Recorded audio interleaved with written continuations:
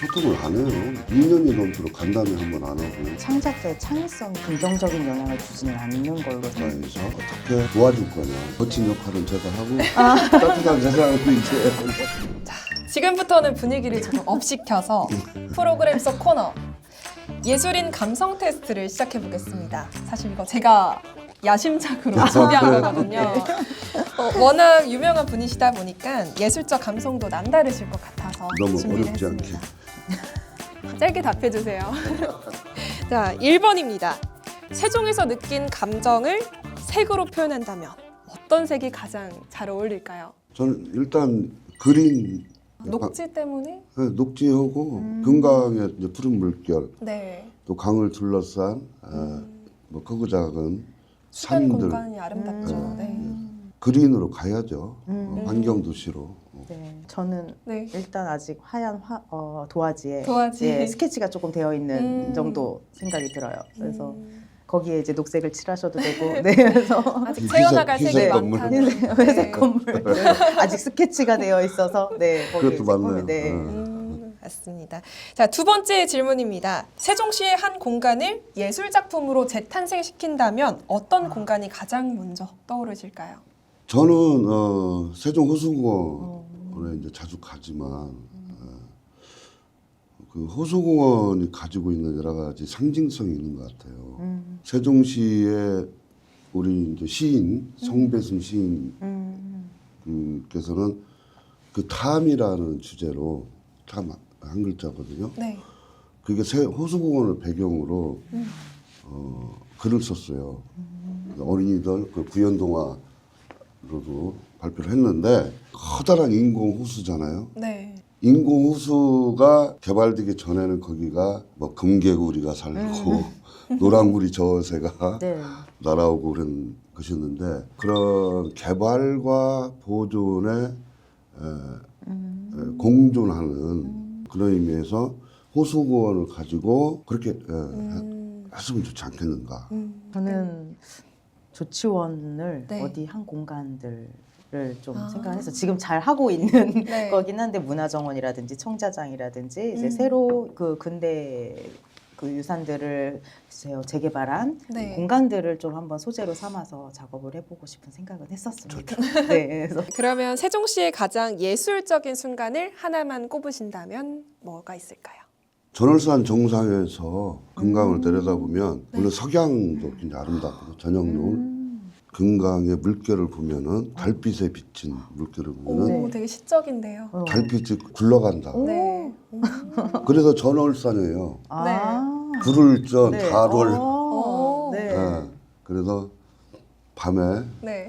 전월산 정상에서 네. 그 흐르는 금강 물을 바라보는 그 순간. 너무 아름다울 것 같아요. 아 그럼요. 네. 그럼 4번 질문 드리겠습니다. 이제 회장님이나 작가님을 본인을 예술 작품으로 표현한다면 어떤 작품일까요? 저는 이름이 유리여서 딱 그 전시관에 투명한 유리구슬 하나를 딱 놓고 싶다라는 생각을 했어요. 회장님은 어떻게 표현하시겠어요? 그 해마다 이제 봄이 오기 전에 꽃 피기 전에 바람이 막 엄청 많이 불잖아요. 네. 봄바람이 의외로 네네네 맞아요. 굉장히 이제 세고 거칠게 붑니다. 그래서 저는 이제 봄바람이라고 생각을 해봤어요. 오, 봄바람이요? 네. 거친 바람이요? 예, 그게 지나야 이제 네. 싹이 더 맞아요, 꽃이 피고 맞아요. 네. 또 이제 봄바람이 강하게 부는 이유는 아직도 잠에서 깨어나지 못한 나무의 뿌리까지 흔들어서 네. 빨리 일어나라. 네. 그런 뜻도 있다 해서 뭔가 생명을 깨우는. 영향력도 있으시면서 거칠고 따뜻한 느낌도 들어요. 봄바람 네. 괜찮은데요? 거친 역할은 제가 하고 따뜻한 세상을 이제 해서 따뜻함도 아니, 있으신 것 따뜻함도 있으신 같은데요. 거예요. 그래서 봄바람 같아요. 고맙습니다. 저는 예술 작품으로 표현을 하고 있는 걸 말씀드릴게요. 민트 초코. 거든요. 민초단위 그게 이제 백성을 상징하는 말이기도 했고 네. 이제 작품을 제가 좀 더 집중하게 된 부분도 네. 그 단어였거든요. 그래서 저는 민트 초코 아이스크림으로 민트 초코. 그 제 상징은 그냥 그걸로 갔으면 좋겠습니다. 오. 민초. 자, 5번째 질문입니다. 세종시를 음악으로 만든다면 어떤 장르나 스타일일까요? 전통과 현대가 네. 공존하는 그런 앙상블 같은 세종시를 그렇게 가야 될 것 같습니다. 퓨전으로요? 네, 한류 문화가 세계적인 신도림인데 한류 문화의 근본은 전통이잖아요. 그래서 네, 그런 스타일로 가야 되지 않나. 저는 그냥 공감. 저는 음악을 정말 몰라서 너무 어려워요. 예. 저는 세종시가 좀 힙한 느낌이 들어서 세종시로 힙합을 만들어 보면 어떨까 아. 아니 그 생각했어요. 힙합도 적용해도 돼요. 네. 네. 요즘은 불교의 그런 연불 소리도 빠른 맞아요. 레게나 음악을 하듯이 예. 국악 소리가 들리면서 힙합이 탁 들어가도 재밌겠다는 그럼요. 생각이 들어요. 예. 네, 지금까지 좀 감수성을 알아가는 시간이었는데 생각지도 못한 답변이 나와서 좀 놀랐습니다. 봄바람. 네, 네, 봄바람이요. 봄바람. 민초. 네, 민초와 민초. 봄바람. 네. 자, 다음은 세종시가 사실상 올인한다고 보여지는 한글 문화 운동에 대해서 얘기를 해볼까 합니다.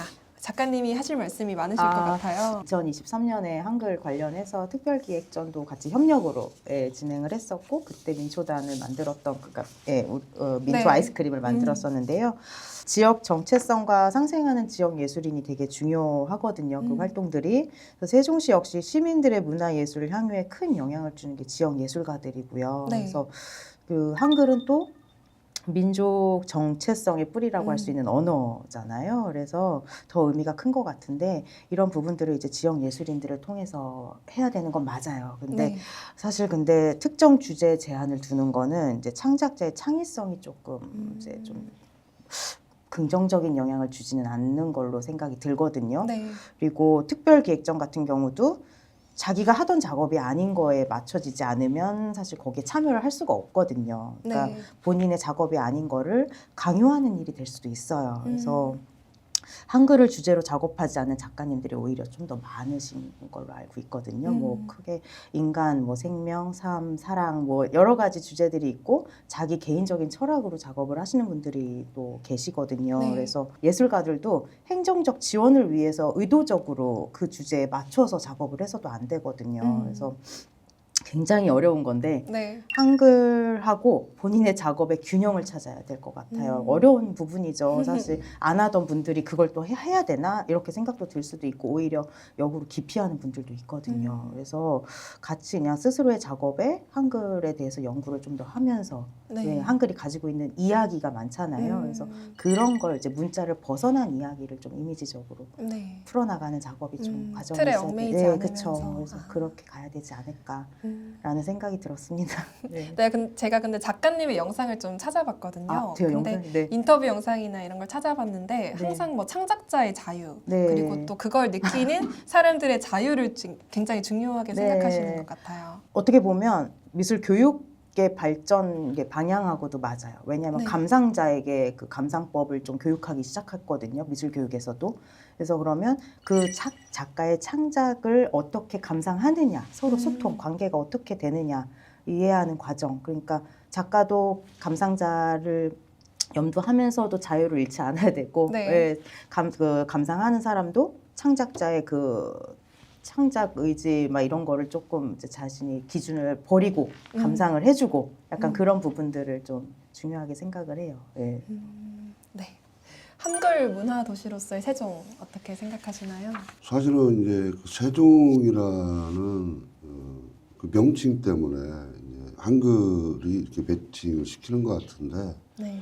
한글은 뭐 우리나라 역사적으로 굉장히 네. 중요한 가치죠.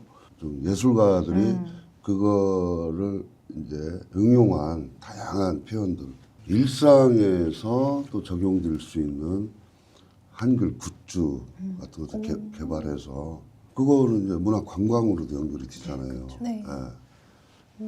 그래서 그런 방향으로 세종이 좀 선두적으로 나가면 좋지 않을까. 그런 의미에서는 의미가 있다고 봅니다. 예. 타 지역에서 와서 세종시의 굿즈 이런 거 그렇죠. 네, 네. 사가면 좋겠네요. 네, 마지막 질문입니다.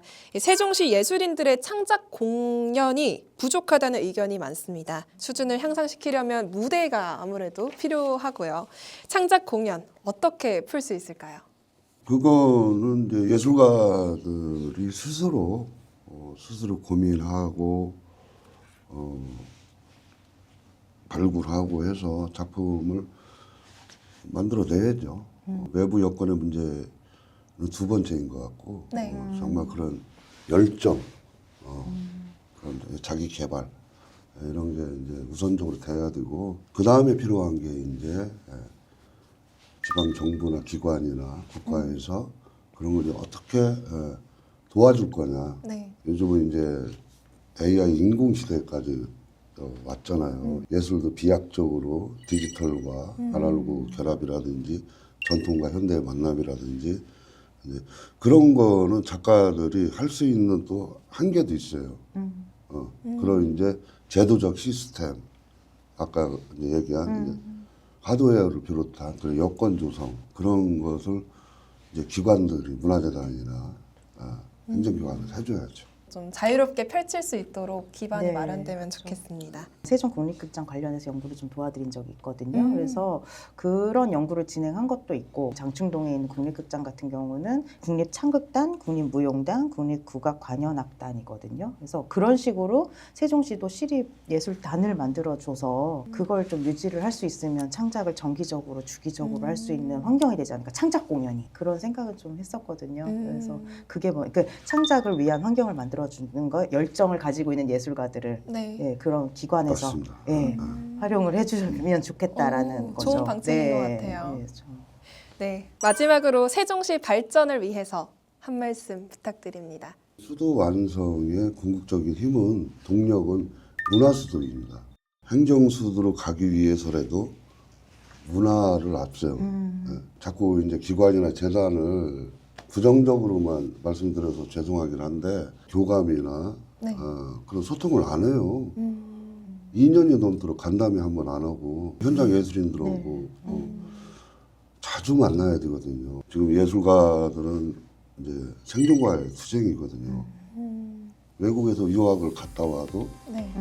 대부분 놉니다. 생존과 투쟁이니까 택배 배달을 하고 굉장히 안타까운 거거든요. 그런 거는 국가나 지방 정부에서 지켜줘야 돼요. 네. 그런 고급 인력들하고. 네. 미래 세대들 아이들의 문화 기억이 나중에 미래 예술이 될 수 있도록 해주시는 그런 행정적인 거랑 예술가들의 노력이 같이 갔으면 좋겠다라는 생각입니다. 네, 이렇게 훈훈하게 마무리가 됩니다. 오늘 정말 소중한 얘기 많이 들려주셔서 감사합니다.